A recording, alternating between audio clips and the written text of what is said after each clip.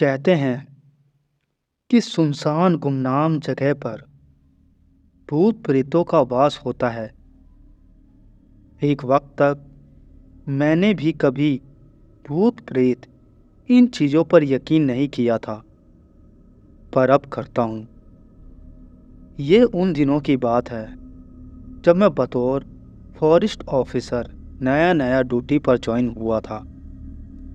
उसी दौरान शुरुआती दिनों में मेरे साथ एक बहुत ही डरावना हादसा हुआ था, लेकिन भगवान का शुक्र है कि मैं उस हादसे से सही सलामत बच गया था।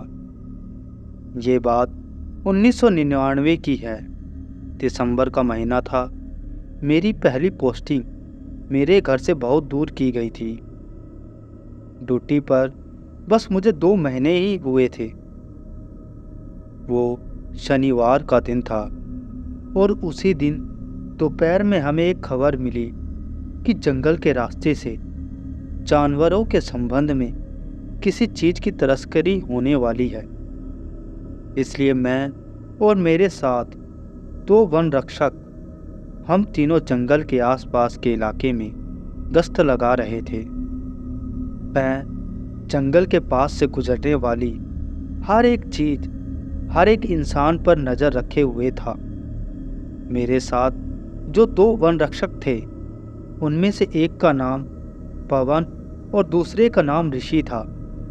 ऋषि और पवन एक अलग जीप से, तो मैं एक दूसरी जीप से इलाके में गश्त लगा रहे थे। जंगल के बीच एक सुनसान जगह थी, जहां पर वन विभाग की एक छोटी सी चौकी बनी हुई थी। वैसे वहां कोई रुकता नहीं था। कभी कोई अफसर जंगल में अंदर जाता तो वो सुरक्षा और आराम के लिए उस जगह का इस्तेमाल किया करता था।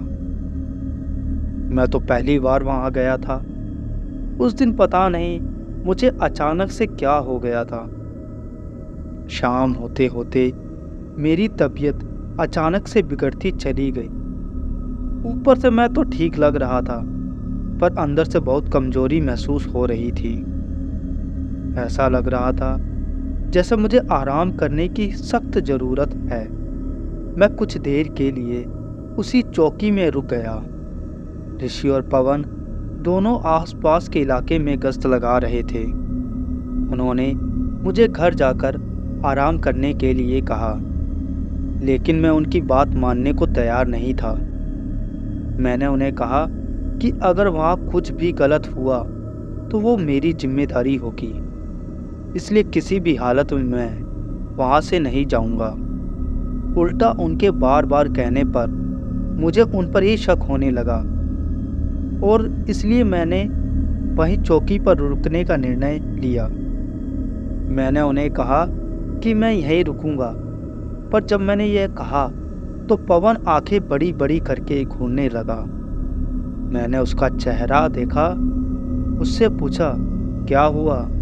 तुम ऐसे क्यों देख रहे हो पवन? पवन ने अपनी नज़र हटाते हुए कहा, सर, कोई भी अफसर यहाँ रात में इस चौकी पर नहीं रुकता है। मैंने हल्का सा मुस्कुराते हुए उसे जवाब दिया, हाँ, पर मेरी तबीयत खराब है और मैं नहीं चाहता कि मेरी गैर हाजिरी में यहाँ कोई भी गैर कानूनी काम हो। ऋषि ने आगे आते हुए कहा, सर, यह जंगल रात में रुकने के लिए अच्छा नहीं है, खास करके यह जगह। चाहे तो हम पास के गांव में कहीं जाकर रुक सकते हैं। मुझे उन दोनों की बातें सुनकर उन पर और शक हो रहा था। लगा कि शायद ये दोनों भी तस्करी में शामिल हैं। तो आखिरकार मैंने उन्हें आदेश दिया कि तुम दोनों जाकर मेरे खाने का बंदोबस्त करो और हो सके तो दवाइयों का भी, पर मैं यहाँ से कहीं नहीं जाने वाला। मेरा ऑर्डर सुन। पवन फिर आगे बढ़ा, साहब, आप पहली बार इस चौकी पर आए हो। हमें यहाँ पिछले 5 सालों से हैं। इस जंगल को आप नहीं जानते। यहाँ इस जंगल में सच में खतरा है। मैंने पवन के कंधे पर हाथ रखते हुए कहा, वैसे तो इंसानों को हर एक जंगल से खतरा है, पर हम वन रक्षक हैं। और हमें इसी बात का पगार मिलता है। ऋषि ने मेरी बातों को बीच में तोड़ते हुए कहा, सर, आप हमारी बात को समझ नहीं रहे हैं। यहाँ आपको किसी जंगली जानवर से खतरा नहीं है, बल्कि भूत प्रेत से है। उसकी वो बात सुनकर मैंने गुस्से में ही उसे कहा, पागलों जैसी बात मत करो, यह सब बनी बनाई बातें होती हैं। ऋषि ने फिर मुझे समझाने की कोशिश की, सर, बहुत से लोगों ने यहाँ एक भूत को देखा है, और सिर्फ लोगों ने ही नहीं, बल्कि हमारे कुछ अफसरों ने भी यहाँ कुछ अजीब महसूस किया है। कहते हैं कि यहाँ अंधेरे में एक प्रेत आत्मा घूमती रहती है और वो लोगों का शिकार करती है। उन दोनों की बातें सुनकर मेरा गुस्सा और बढ़ता चला गया। मैंने एक आखिरी बार उन दोनों से पूछा, क्या तुमने देखा है उस प्रेत आत्मा को? उन दोनों ने ना में से अपना सर हिलाया। तो फिर ठीक है, तुम दोनों भी मेरे साथ अब यहीं रुकोगे जब तक हम उस आत्मा को देख नहीं लेते। हम यहाँ से कहीं नहीं जाएंगे। मेरी बात सुनकर दोनों भी घबरा गए और उस बात को टालने लगे, घर जाने का बहाना बनाने लगे। तो मैंने उन्हें समझाते हुए कहा, देखो, बात को समझो, यह सब गुंडे बदमाश लोगों ने फैलाई होगी बातें। यह बस अफवाहें हैं। वो लोग यही चाहते हैं कि हम लोग उनके इलाके से दूर रहें। उन लोगों को गलत काम करने के लिए ऐसी बातें बढ़ावा देती हैं, और इसलिए यह लोग आसपास के गांव में लोगों में ऐसी अफवाहें फैलाते हैं। तुम दोनों अगर नहीं रुकना चाहते हो तो ना रुको, लेकिन मैंने जो कहा है उतना काम करो। मेरी बात सुनकर दोनों चुप हो गए और आपस में कुछ फुसफुसाते हुए चौकी से बाहर चले गए। कुछ देर बाद मुझे गाड़ी की आवाज़ सुनाई दी, मतलब आखिरकार वो लोग वहाँ से चले गए थे। मैंने चौकी को अंदर से ठीक से देखा। वहाँ कुछ दारू की बोतलें, कुछ गिलास धूल में पड़े हुए थे। कुछ सामान था, लेकिन गैर ज़रूरी था। चौकी के एक दीवार पर जंगल का नक्शा बना हुआ था। मैंने उस नक्शे के पास जाकर उस चौकी को देखा। नक्शे में उस चौकी के पीछे एक नीली रेखा खींची हुई थी, मतलब चौकी के पीछे से जरूर कोई नदी गुजरती होगी। मैंने चौकी के पीछे की खिड़की खोलकर देखा, पर पीछे का इलाका घने पेड़ और झाड़ियों से भरा हुआ था। अंधेरा होने में अभी वक्त था, तो मैं चौकी के बाहर चला गया। जैसे जैसे शाम ढल रही थी, आसपास ठंड भी बढ़ने लगी थी। मैं चौकी के पीछे की तरफ चला गया। पीछे का इलाका बहुत ही घना था। वो इलाका जितना घना था, उतना ही वहाँ सन्नाटा था। दूर कहीं से जंगली जानवरों की आवाज़ें आ रही थी। मैं वहाँ से बहती नदी को देखना चाहता था। मैं उन ऊंचे पेड़ों और झाड़ियों के आगे चला गया। ये बात सच थी कि मैं पहली बार वहाँ आया था, इसलिए मैं उस जगह के बारे में कुछ जानता नहीं था। कुछ 2 से 2.5 मीटर आगे जाने के बाद मुझे थोड़ी ढलान दिखाई थी, और उसी ढलान से आगे एक नदी बह रही थी। मैं उस ढलान से उतरकर नीचे चला गया। नदी का पानी एकदम शांत था। नदी के पास पेड़ों में रह रहे पंछियों की चहचहाहट की आवाज़ें आ रही थी। सारे पंछी वापस अपने घर लौट रहे थे। मतलब अंधेरा होने में अब कुछ ही वक्त बाकी था। तब मुझे याद आया कि मैं टॉर्च लाना तो भूल ही गया था। आसपास अंधेरा भी होने लगा था, इसलिए मैं ज़्यादातर वहाँ नहीं रुका और वापस अपनी चौकी पर चला गया। चौकी के अंदर जाते ही मैंने दरवाज़ा बंद कर लिया और सिर्फ पीछे की खिड़की को खुला छोड़ दिया। अब हल्का हल्का बदन दर्द भी होने लगा था। मैंने वहाँ एक कुर्सी को साफ किया और उस कुर्सी को लेकर खिड़की की तरफ पीठ करके बैठ गया। पीछे की ठंडी हवा के झोंके खिड़की से अंदर आ रहे थे। बैठे बैठे मैं अपने हाथों से अपनी ही गर्दन और सर की मालिश कर रहा था। तभी मुझे ऐसा लगा जैसे खिड़की के बाहर मेरे पीछे कोई खड़ा है। मैं अपनी हलचल रोककर ध्यान से पीछे से आ रही आहट को सुनने की कोशिश करने लगा। ऐसा लगा जैसे मेरे पीछे खड़े होकर कोई जोर जोर से सांसें ले रहा हो। इतना ही नहीं, मैं उन सांसों की गर्मी को भी अपनी गर्दन पर महसूस कर पा रहा था। मैंने धीरे से अपनी बंदूक को हाथ में लिया और झट से पीछे मुड़कर देखा, पर वहां तो कुछ भी नहीं था। मैंने खिड़की से बाहर अंधेरे में देखने की कोशिश की, पर वहां दूर दूर तक कुछ भी दिखाई नहीं दिया। वहां ज्यादा अंधेरा तो नहीं था, पर सूरज लगभग डूब चुका था। एक तरह का हल्का अंधेरा उस रोशनी में हर तरफ फैला गया था। मैं वहां से अपनी नज़र हटाता कि तभी मैंने दूर पहाड़ों के बीच किसी इंसान जैसी आकृति को सरकते हुए देखा। मैंने वहीं पड़ी टॉर्च उठाई और उस धुंधले अंधेरे में दूर तक देखने की कोशिश की, पर वहाँ अब सब कुछ नॉर्मल था। फिर भी मैं काफ़ी देर तक उस तरफ देखता रहा कि कहीं कोई हलचल नज़र आ जाए, लेकिन उस हलचल के बाद वहाँ कुछ भी नहीं हुआ। फिर सोचा कि ये जंगल है तो ऐसी आहट, ऐसी आवाज़ें आना आम बात है। इतने से मुझे डरने की ज़रूरत नहीं है। इस बात को सोचकर मैं खिड़की की तरफ मुंह करके बैठ गया। तभी मुझे बाहर से गाड़ी की आवाज़ सुनाई पड़ी। कुछ एक घंटे बाद पवन और ऋषि वापस आ गए थे। उनके आने तक वहाँ सब कुछ अंधेरे में डूब चुका था। उन्होंने आते ही मुझे एक कंबल और खाने पीने का ज़रूरी सामान दिया। शायद उन्हें कहीं मेरी दवाई नहीं मिली थी। मेरी तबीयत ज़्यादा ख़राब तो नहीं थी, पर अंदर से अपने आप को बहुत कमज़ोर महसूस कर रहा था। तो मैंने उन्हें फिर कहा कि रुकना चाहते हो तो रुक सकते हो।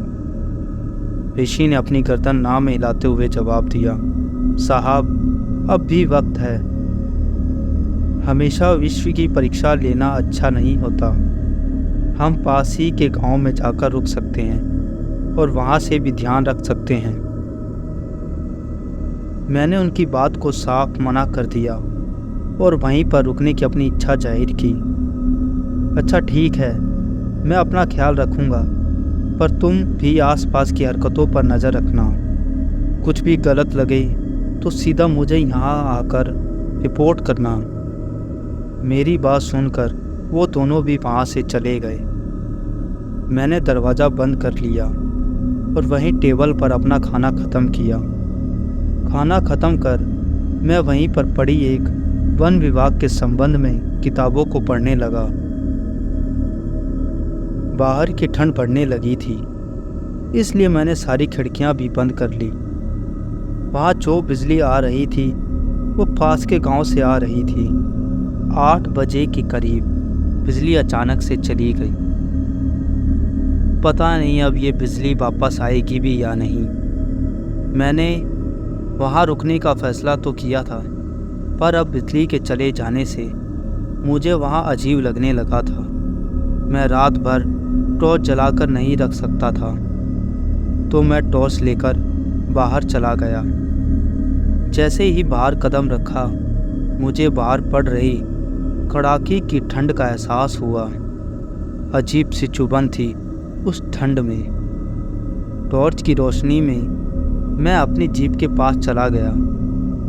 गाड़ी में रखे लालटेन को लिया और वापस जाने के लिए पीछे ही मुड़ा था कि मुझे ऐसा लगा कि मानो पीछे से मुझे किसी ने छुआ हो। मैं तुरंत पलटकर पीछे देखा, पर अब वहाँ कोई भी नहीं था। मुझे कुछ दूरी पर कोई हलचल सी महसूस हुई, वो सूखे पत्तों की सरसराहट की आवाज़ें थी।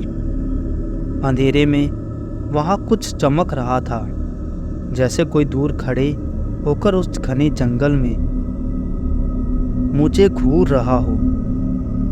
जैसे ही मैं एक कदम आगे बढ़ा, उसी के साथ साथ मुझे पत्तों की आवाज़ें सुनाई दी, जैसे मेरे आगे बढ़ने के साथ ही किसी और ने भी अपना कदम आगे बढ़ाया हो। मेरी बंदूक चौकी के अंदर थी, और अगर आसपास कोई जंगली जानवर था तो मुझे किसी भी तरह वापस चौकी के अंदर पहुंचना था। मैंने टॉर्च की रोशनी में अपने चारों तरफ नज़र घुमाकर देखा और तेजी से चौकी की तरफ चलने लगा। मेरे चलने के साथ साथ ही एक अजीब सी घसीटने की आवाज़ भी बढ़ने लगी। मैं कूद कर चौकी के अंदर चला गया और अंदर जाकर मैंने दरवाज़ा झट से बंद कर लिया। मैं ये सोच रहा था कि ये आवाज़ कैसी थी, किसी के सरकाने की आवाज़ या फिर किसी के चलने की आवाज़। थोड़ा शांत होने के बाद मैंने अपने आप को फिर से समझाया कि ये जंगल है, यहाँ हर वक्त ऐसी आवाज़ें आती रहती हैं।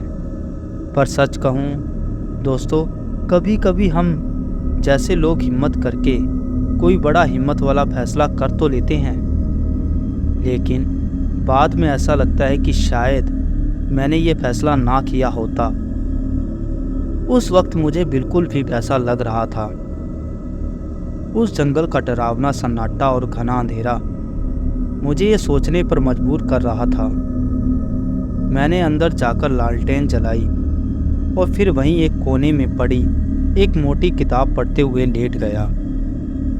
वो किताब कब मेरे हाथ से फिसल गई और कब मेरी आंख लग गई, पता ही नहीं चला।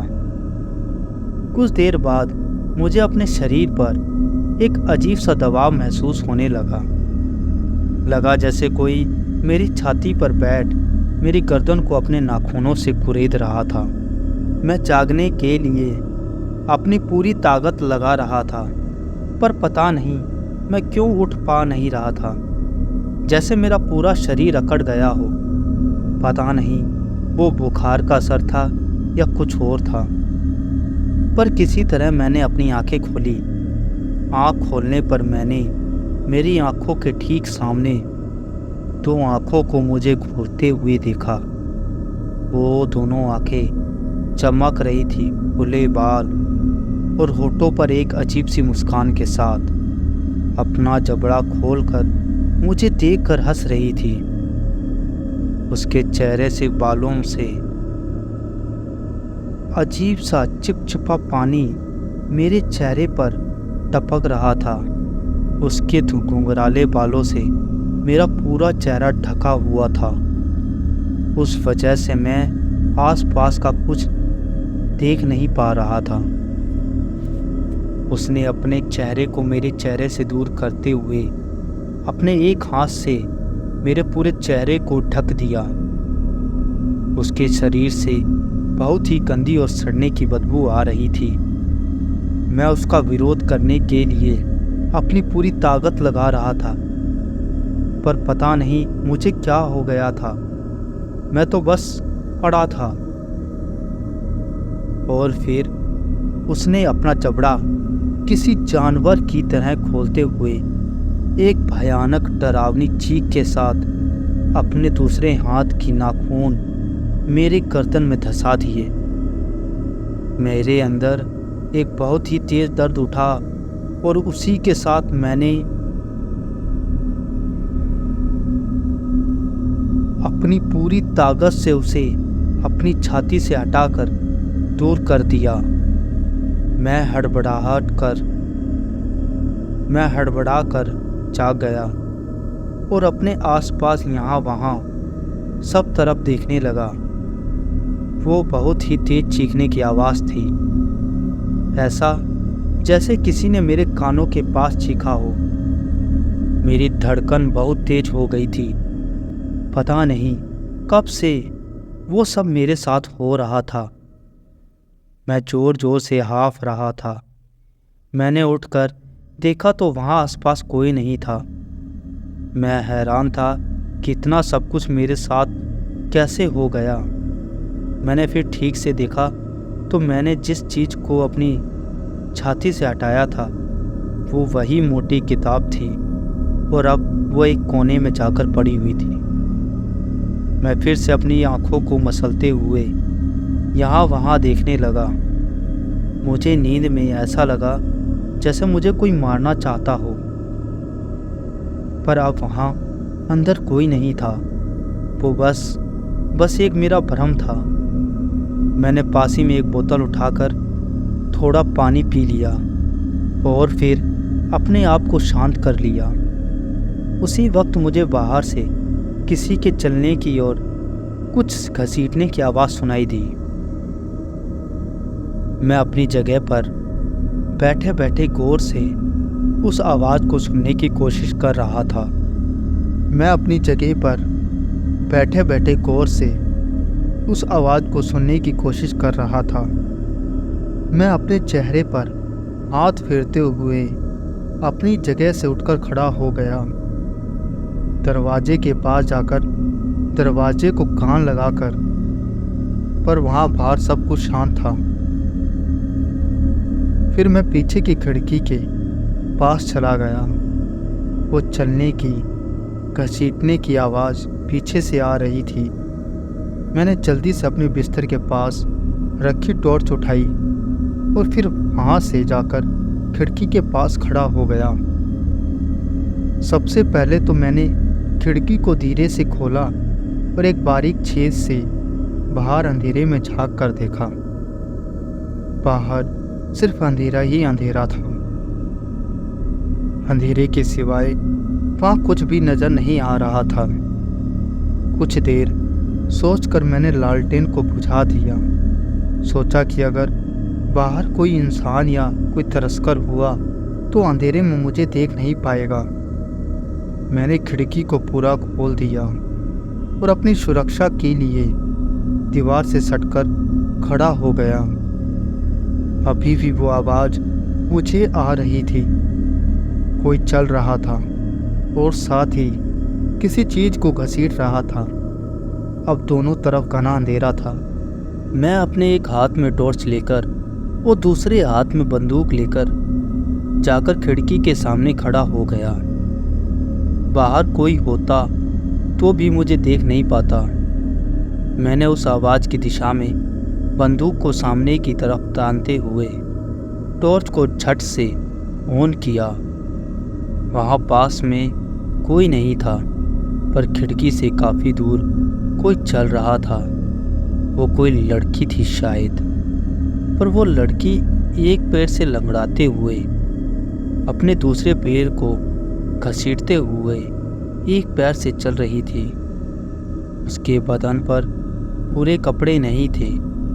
कमर पर बस एक फटा हुआ कपड़े का टुकड़ा लटक रहा था।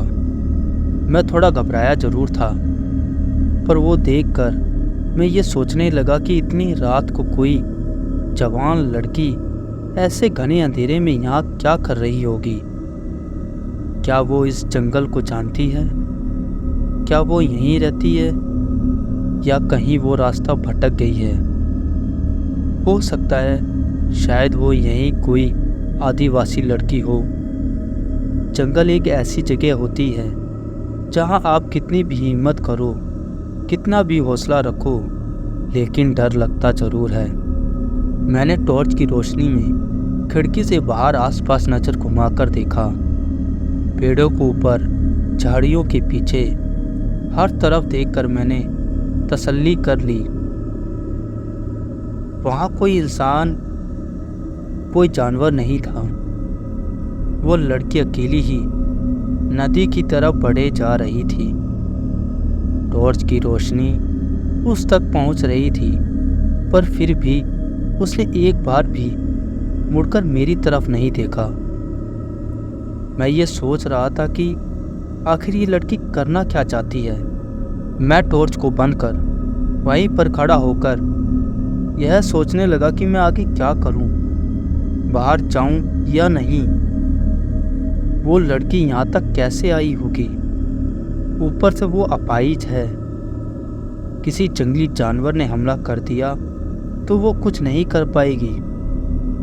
जरूर उसके साथ कोई हादसा हुआ होगा और शायद वो किसी सदमे में हो और शायद वो किसी सदमे में होगी। पर वो नदी की तरफ क्यों जा रही है? ऐसे कई सवाल उस वक्त मेरे मन में उठ रहे थे। आखिरकार मुझसे रहा नहीं गया। मैं अपनी टॉर्च और बंदूक लेकर सीधे चौकी से बाहर चला गया। मैंने अपने ऊपर कंबल ओढ़ रखा था ताकि कंबल में मैं अपनी बंदूक को छुपा सकूं। मैं टॉर्च की रोशनी में उस घने अंधेरे के बीच चौकी के पीछे पीछे चला गया। मेरे वहां जाने तक वो लड़की काफ़ी दूर निकल गई थी, इसलिए मैं उस दिशा की ओर थोड़ी तेज चलने लगा। उस माहौल में मैंने उसे आवाज़ देना ठीक नहीं समझा, क्योंकि जंगली इलाके में जानवर हमेशा ताक में रहते हैं। चलते चलते मैं ढलान के करीब पहुंच गया, लेकिन उस ढलान से उतरकर वो कहाँ चली गई थी मुझे पता नहीं था। मैं ढलान से उतरकर नदी के पास पहुंच गया। नदी के आसपास भी कोई नहीं था, वो लड़की भी नहीं। मेरे वहां आने से पहले वो कहाँ गायब हो गई पता ही नहीं चला। ऐसा लग रहा था मानो वहाँ कोई अंधेरा उसे निकल गया हो। मैंने जितना हो सकता था उतनी जगह पर उसे अच्छे से छान मारा, पर उसका कहीं कोई पता नहीं था। उस लड़की को ढूंढते ढूंढते मेरा एक पैर कीचड़ से धंस गया। मैंने देखा उस कीचड़ में चलने के और घसीटने के पैरों के निशान थे। मैं समझ गया कि लड़की यहीं कहीं है। उसी वक्त मुझे पानी में बुलबुले की आवाज़ सुनाई दी। पानी के ऊपर लगातार बुलबुले बन रहे थे। सोचा कहीं ये लड़की पानी में तो नहीं गई। मैं दौड़कर नदी के पानी के पास चला गया। टॉर्च की रोशनी में पानी के अंदर झांक कर देखने लगा। वो पानी बहुत शांत था। कहीं कोई हलचल नहीं थी, कोई आवाज़ नहीं थी। पानी के अंदर सब कुछ धुंधला धुंधला सा दिखाई दे रहा था। मैं गौर से पानी के अंदर देख रहा था, तभी कोई चीज़ पानी के अंदर से चमकने लगी, 2 बिंदु जैसी। मैंने उन बिंदुओं को और ज़्यादा ध्यान से देखने की कोशिश की। वो शायद किसी की चमकती हुई आंखें थी। मैं एकदम शांत था। बिना अपनी पलकें झपकाए मैं उन आँखों को देखने लगा। मेरा शरीर तब एकदम ठंडा पड़ चुका था। वो आंखें मुझे पानी के अंदर बुला रही थी। पता नहीं मैं कितनी देर से वहाँ पर बैठा था। मैंने देखा कि धीरे धीरे पानी के अंदर से 2 हाथ मेरी तरफ बढ़ रहे थे। मेरी धड़कन काफ़ी तेज चल रही थी। शायद किसी अनजान डर से अंदर से डरा हुआ था। तब मुझे ऐसा लगने लगा कि मैं कोई शिकार हूँ जो किसी शिकारी के जाल में फंसता जा रहा है। वो हाथ पानी से निकलकर बाहर आ गए और धीरे से मेरी गर्दन को पकड़ते हुए पीछे की तरफ चले गए। वो दोनों हाथ मेरी गर्दन को कसकर पकड़े हुए थे। उन हाथों को गीले चिपचिपे स्पर्श से मेरा पूरा बदन सिर उठा था। एक अनजान डर की लहर मेरे पूरे शरीर में दौड़ गई। मैं कुछ समझ पाता तभी पानी के अंदर से एक अनजान चेहरा बिल्कुल मेरे चेहरे के सामने उभरने लगा। बहुत ही अजीब सफ़ेद चेहरा। ऊपर से आते आते उसका मुंह खुलता जा रहा था। उसके सारे दांत नुकीले थे, आंखें चमक रही थी। ऐसा लग रहा था जैसे कोई जानवर अपना जबड़ा खोल रहा हो, इतना बड़ा कि उसके अंदर मेरा पूरा सर समा जाए। मुझे अपने शरीर पर जरा भी काबू नहीं था। मेरा शरीर किसी मशीन की तरह थरथराने लगा था। सब कुछ देखते हुए भी मुझे अपने आप को छुड़ाने की ताकत नहीं थी। उसी पल उन दोनों हाथों के नाखून पीछे से मेरी गर्दन में घुस गए। एक तेज दर्द की लहर गर्दन से उभर कर दिमाग तक चली गई। उस दर्द से मुझे एक जोर का झटका सा लगा। मैं उसी के साथ मेरी शर्ट में अटकी हुई गले की एक माला टूटकर उस लड़की की आंखों के सामने लटक गई। माला को देखकर उस लड़की ने झटके से मुझे दूर कर दिया। वो एक रुद्राक्ष की माला थी। उस झटके से मैं पीछे कीचड़ में जा गिरा। वो लड़की किसी मगरमच्छ जैसे पानी की सतह पर आ गई और मुझे देख वो गुर्राने लगी, जैसे वो मुझ पर हमला करना चाहती हो। इस पूरे मामले में मेरी बंदूक कहाँ गई थी मुझे पता ही नहीं चला। टॉर्च चल रही थी, इसलिए मैं उसे देख पा रहा था। मैंने लड़खड़ाते हुए टॉर्च उठाया और उसकी रोशनी को उस लड़की के चेहरे पे मारा। दिखने में वो एक सुंदर लड़की थी, पर उसके बदन पर कपड़े नहीं थे। उसका मुंह किसी खुंखार जानवर जैसा खुला हुआ था। आंखें अंधेरे में चमक रही थी। बड़े बड़े नुकीले मुड़े हुए नाखून थे। वो भयानक रूप देखकर मैं वहाँ से पीछे हटने लगा। बदन चिपचिपा था और शरीर पर हर जगह पर छिलने और कटने के निशान थे। वो लंगड़ाते हुए मेरी तरफ बढ़ने लगी। मैं उसकी चाल को देखकर समझ गया कि ये वही लड़की है जिसे मैंने खिड़की से बाहर देखा था। मैं वहाँ से दौड़ता हुआ चौकी की तरफ चला गया। चौकी के अंदर जाते ही मैंने दरवाज़ा लगा लिया, सारी खिड़कियाँ बंद कर ली और डर के मारे मैं वहीं एक कोने में बैठ गया। तब मैं ये सोच रहा था कि जिसे मैंने देखा था वो क्या था, कौन थी वो लड़की? वो सच में कोई लड़की थी या कुछ और था? मुझे वो क्यों मारना चाहती थी? मैं वहाँ पर बैठे बैठे डर और ठंड से काँप रहा था। काफ़ी देर बाद मुझे गाड़ी की आवाज़ सुनाई दी। मैंने दरवाजे की दरार से बाहर झांक कर देखा तो पवन और ऋषि जीप लेकर वहाँ आ गए थे। मैंने उसी हालत में दरवाज़ा खोला। मेरी हालत देख दोनों डर गए।